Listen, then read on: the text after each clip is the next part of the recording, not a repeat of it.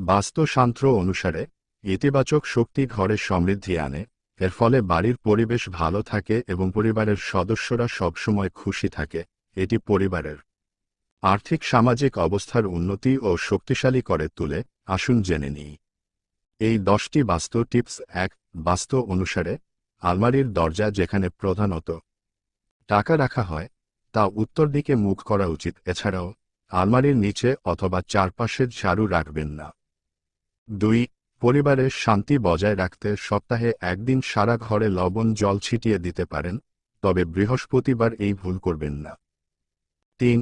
বাড়ির উত্তর পূর্ব দিকে এক কোণে কাচের বোতলে লবণ ভরে রাখুন।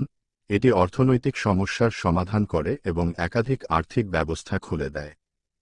4. আপনার শোবার ঘরে কখনোই টেবিলক্লথ রাখবেন না, অন্যথায় বাড়িতে অহেতুক ঝামেলা হবে। 5. ঘরের বাথরুম ব্যবহার করে দরজা খোলা রাখা ঠিক নয়। বাস্তু অনুসারে এটি ঘরে নেতিবাচক শক্তি নিয়ে আসে।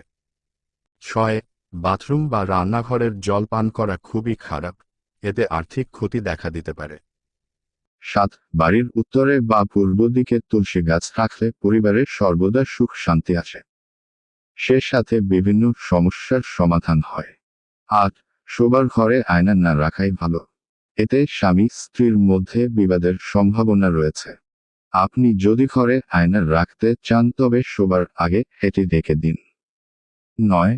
ঘরের কোথাও ভাঙা কাঁচ থাকলে তা আজই সরিয়ে ফেলুন, কারণ ভাঙা কাঁচ নেতিবাচক শক্তিকে আমন্ত্রণ জানায়।